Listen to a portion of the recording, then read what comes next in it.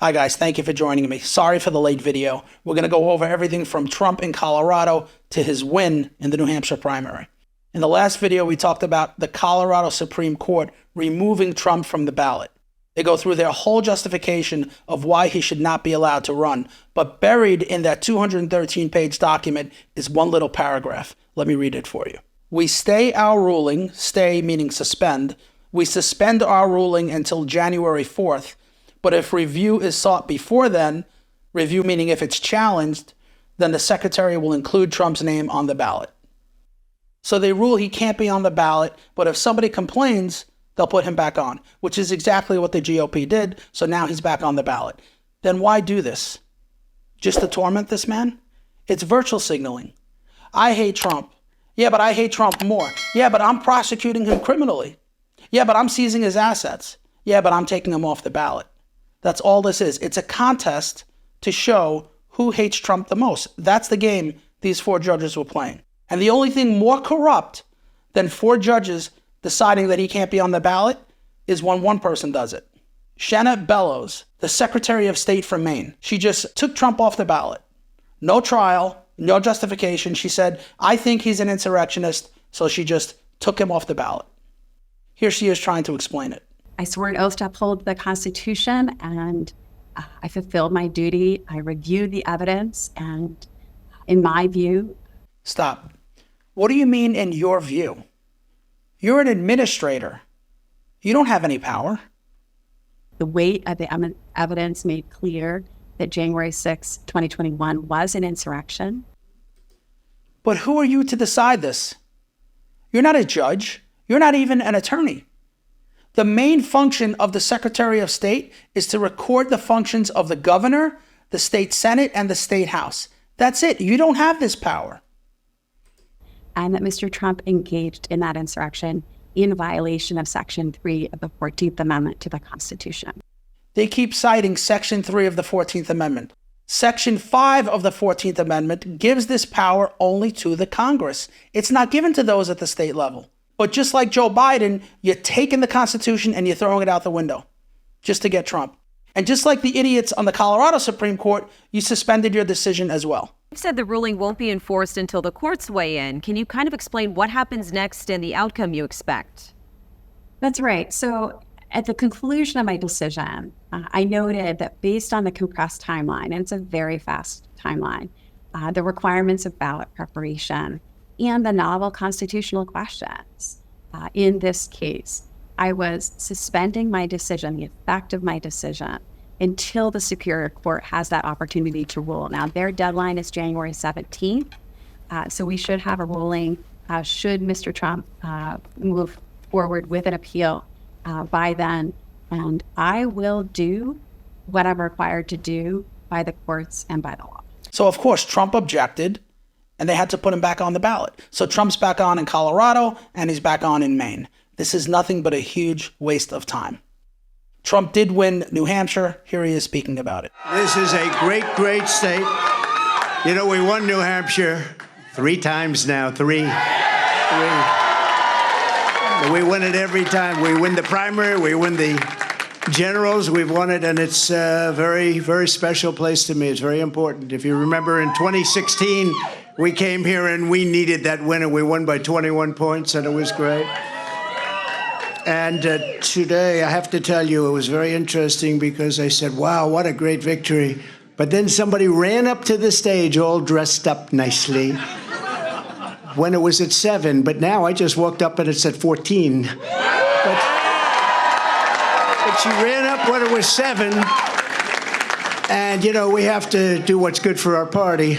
And she was up, and I said, wow, she's doing like a speech like she won. She didn't win, she lost. And, you know, last week we had a little bit of a problem. And if you remember, Ron was very upset because she ran up and she pretended she won Iowa. And I looked around, I said, didn't she come in 3rd? Yeah, she came in 3rd. He's right. She did give a victory speech in Iowa, even though she came in 3rd. And she did the same thing in New Hampshire. Here's some of it. What a great night. God is so good all the time.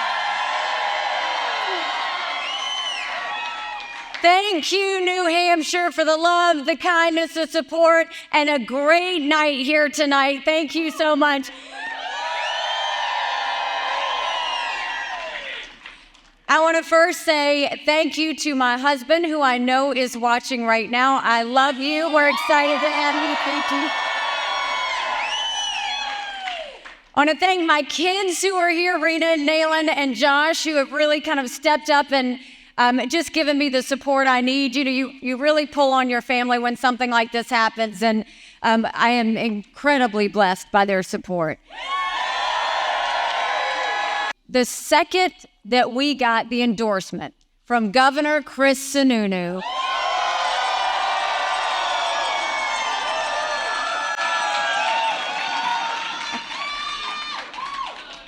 I mean, a true governor that doesn't stand behind a podium. He shows up at a diner. He shows up at the brewery. He loves the people of New Hampshire.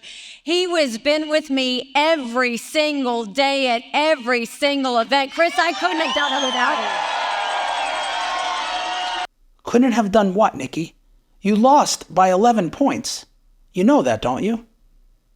Trump mentions DeSantis finishing second in Iowa, which is very unfortunate for him because he put everything into Iowa. He visited all 100 counties, and in the end, he didn't win a single county. He spent $35 million, but only received 23,000 votes, which is about $1,500 per vote. Obviously, he realized there wasn't a path forward for him, so he dropped out and endorsed Trump. Here's some of what he said. It's clear to me that a majority of Republican primary voters want to give Donald Trump another chance. They watch his presidency get stymied by relentless resistance, and they see Democrats using lawfare this day to attack him. Well, I've had disagreements with Donald Trump, such as on the coronavirus pandemic and his elevation of Anthony Fauci. Trump is superior to the current incumbent, Joe Biden. That is clear.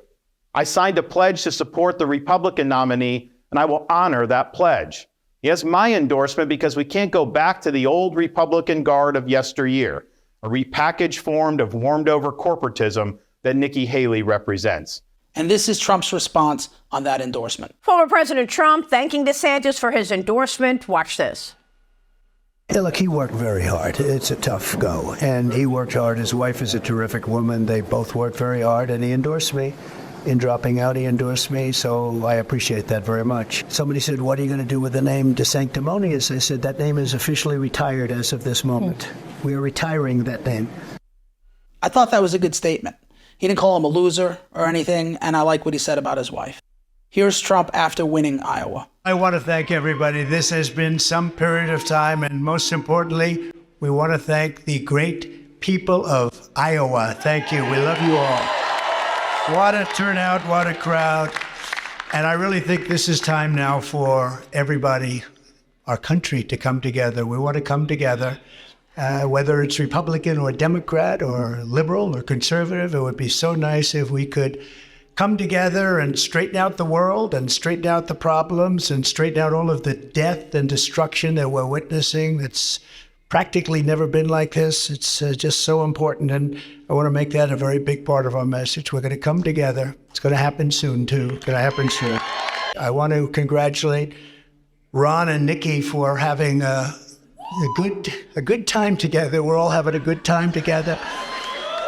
And I think they both actually did very well. I think most importantly, I want to thank my incredible wife, First Lady, I'll say former and maybe future. But more important than Melania, I want to thank her incredible, beautiful mother who passed away a few days ago. And she's up there, way up there. She's looking down, and she's so proud of us. And I just want to say to Amalia, you are special, one of the most special people I've ever known. And that was a tough period of time for the family. But she's amazing. She was amazing. So I just want to thank what she's done for our family. That was nice. It was nice to hear him talk about unity and coming together. By the way, he mentioned his mother-in-law dying. He asked the judge if he could have one day off of trial so he could spend it with his grieving wife, and of course he was denied. He mentioned Ron DeSantis and Nikki Haley at the last debate. Those were the only two left because Chris Christie and Vivek Ramaswamy dropped out. Here's Chris Christie on him pulling out of the race. I've always said that if there came a point in time in this race where I couldn't see a path to accomplishing that goal, that I would get out.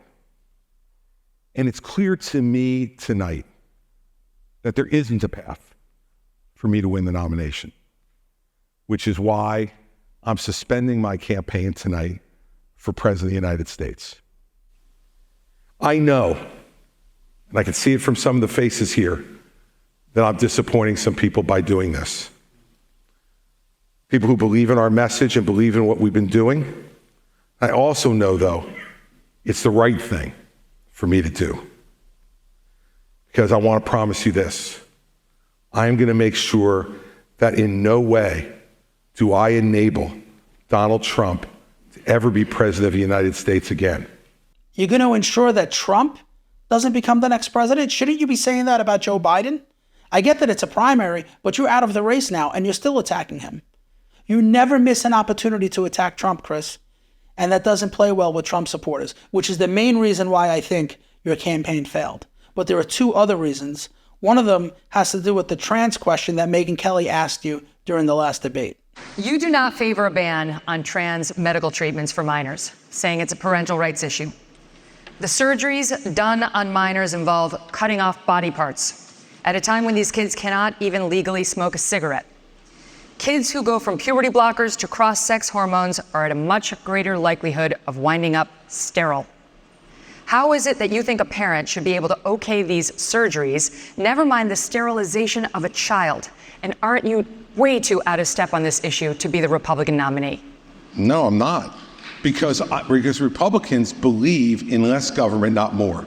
In less involvement with government, not more in government involvement in people's lives. And you know what, Megyn? I trust parents. And we're out there saying that we should empower parents in education. We should empower parents to make more decisions about where their kids go to school. I agree. We should empower parents to be teaching the values that they believe in their homes without the government telling them what those values should be. I stood up every single time for parents to be able to make the decisions for their minor children. But parents... Every single time, parents should make those decisions. And by the way, you know what? Every once in a while, parents are going to make decisions that we disagree with.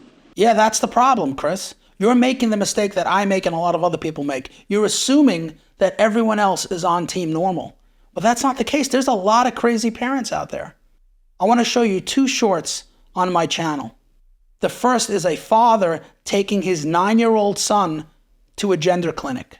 I wanted to make a video to thank my daddy for letting me be who I wanted to be. Are you ready to run here? Yes. Get back homeward.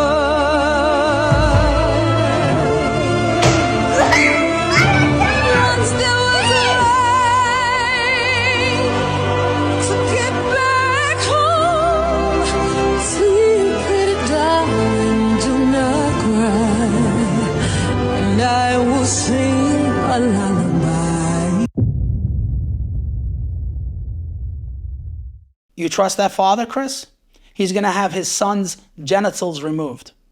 Are you okay with that? Here's a mom who's just as bad. Dr. Olson had a decision. You are in the perfect place to start on blockers. And she promises to begin giving her estrogen, female hormones, in 2 years. Around 13. Yes, you're not going to develop breast buds on the blockers, but you're not going to wait until 16 to start. You know that, okay? Josie received the blockers as an implant in her arm. It's okay if you cry. So with all the bravery she could muster, You're going to feel a little bit of a... Josie held on tight as another chapter opened in this young girl's life. Closing up the skin.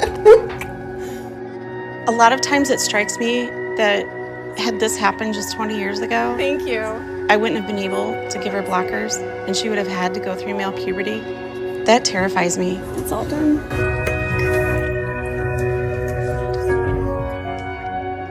You trust that mom, Chris?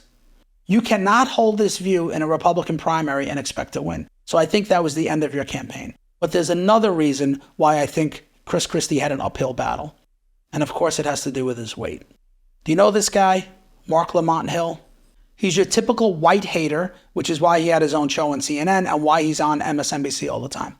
But Bill O'Reilly was asking him who could challenge Obama. And when they got to Chris Christie, Mark Lamont Hill said, nah, Christie, he's too fat to be president. I don't have that exact clip. I can't find it anywhere. But here are some other things that Mark Lamont Hill said about Chris Christie. He's fat. No. No. Look, I know what you're do you saying. mean really fat? No, he's not. He's fat for a politician.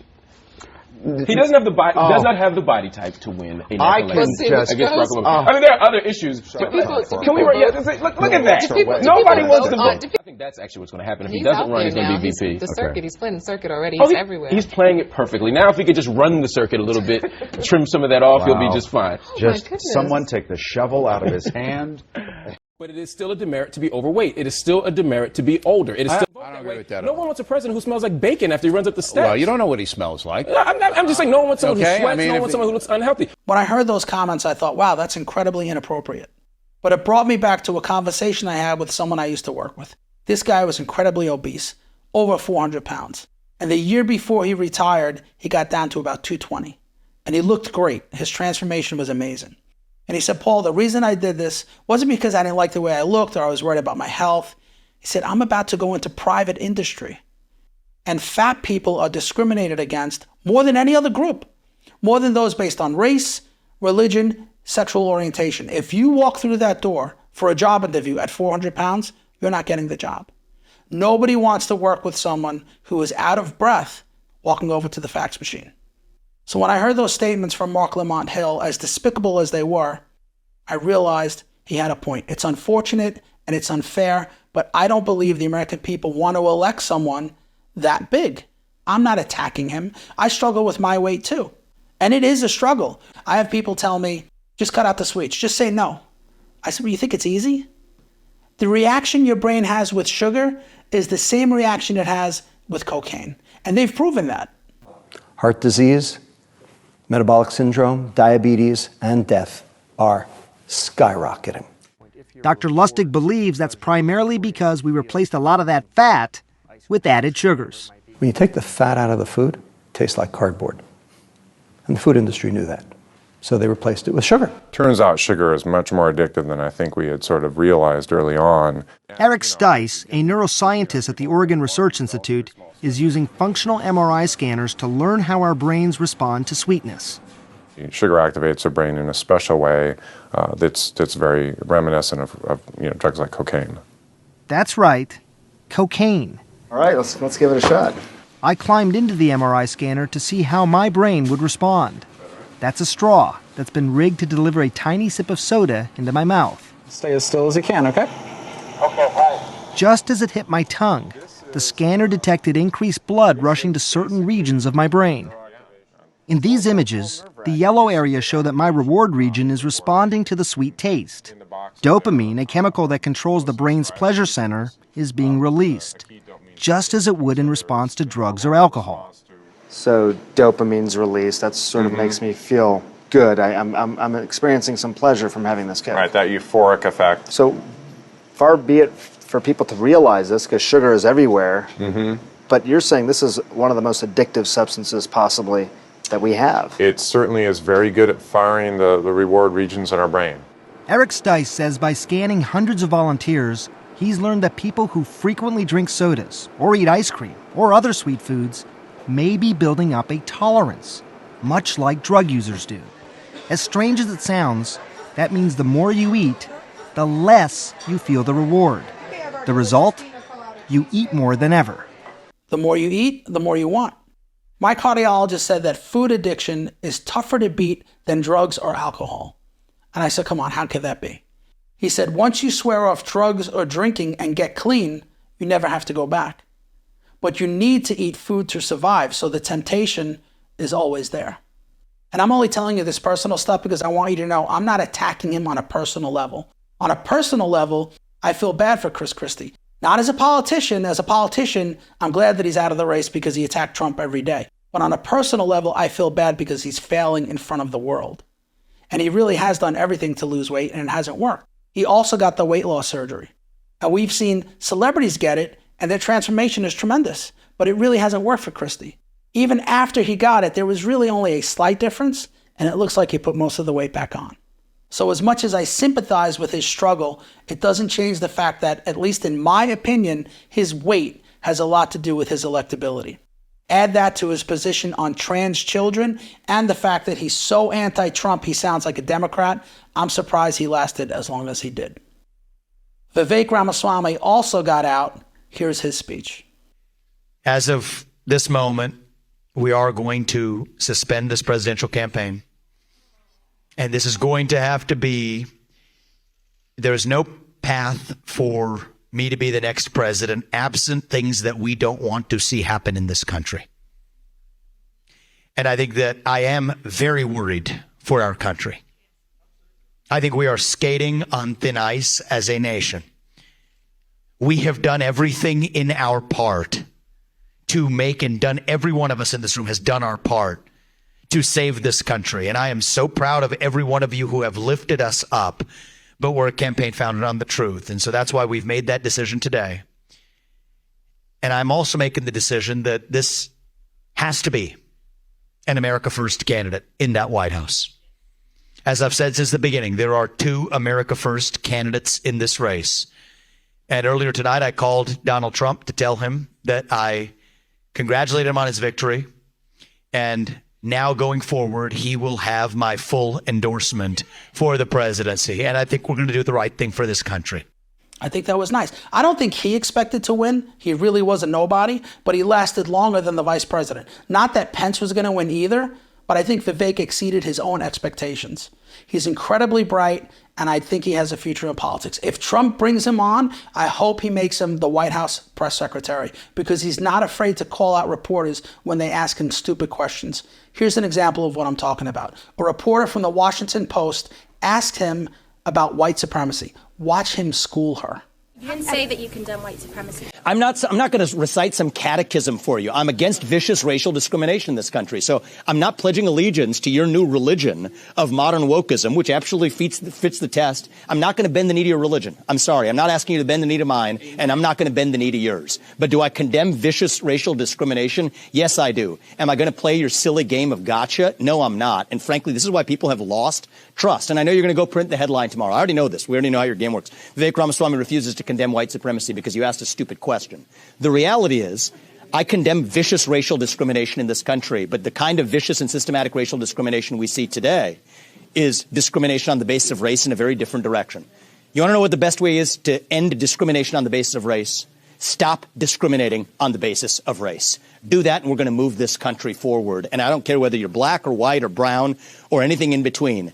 That's how we're going to unite this country. You people have been responsible for dividing this country to a breaking point, creating a projection of national division. I meet people from the south side of Chicago to meetings like this one of every shade of melanin, multiple, from man to woman, doesn't make a difference, who are hungry for reviving unity in this country. And you, with your catechism that you try to get to politicians to whatever fake headline you're going to print on the basis of this conversation tomorrow, that's what's dividing this country to a breaking point. Shame on you. Look people in the eye and tell them what you've actually failed to tell them for the last 5 years. Own the accountability for your own failures as the media. That's how we rebuild trust in this country. And until then, I don't have a lot of patience to play the games. I've never seen anyone respond as perfectly as he just did. They mentioned the fake white supremacy narrative that the media loves to talk about so much, and that's how I want to end this video. In the latest attack on white people, Focus Pictures has come out with a video called The American Society of Magical Negroes. Here's the trailer.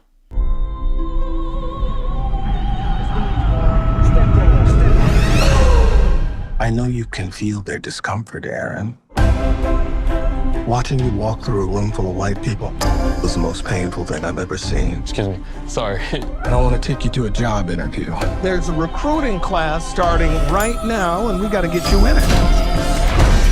Welcome to the American Society of Magical Negroes.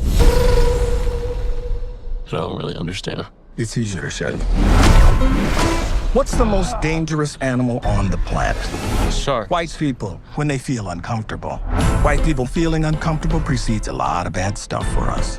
That's why we fight white discomfort every day. Because the happier they are, the safer we are. Nazi Germany did not start with the boxcars.